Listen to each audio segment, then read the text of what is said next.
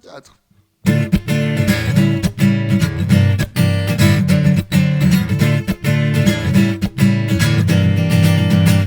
Abby se lève, personne à côté d'elle. Nul envie d'une présence qui viendrait la déranger. Abby ne rêve que d'une trêve de visage bien trop charmeur qui ne bave que sur son corps.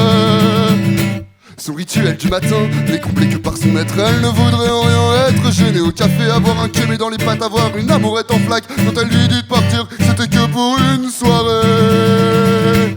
Abby seule dans sa tête rêve de vivre profond sous la mer, là où personne ne la ferait chier. Les abysses seraient son monde parfait. Abby seule dans son univers parmi les poissons loin de la terre. Ne songe pas à remédier, à refuter dur sous ses pieds. Dur sous ses pieds. Quand vient le soir autonome sur ses histoires, elle se compte des aventures burlesques dans le noir. Elle ne vit que pour ça, elle ne voit pas pourquoi il faudrait qu'elle renonce et qu'elle abandonne ses choix.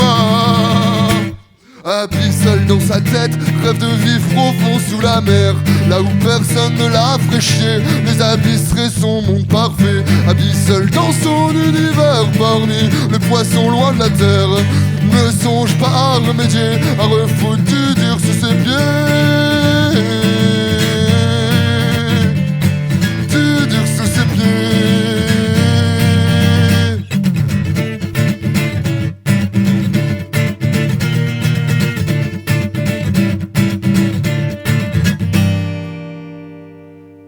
Abby n'est pas vraiment seule, elle est bien entourée de ses démons.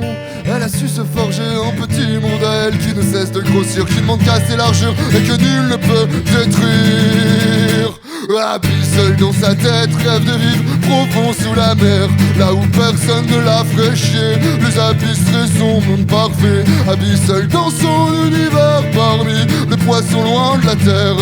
Ne songe pas à remédier, à refouler du dur sous ses pieds. Abby seule dans son univers parmi les poissons loin de la terre. Ne songe pas à remédier, à refouler du dur sous ses pieds. Abby seule dans son univers parmi les poissons loin de la terre. Ne songe pas à remédier, à refouler du dur sous ses pieds.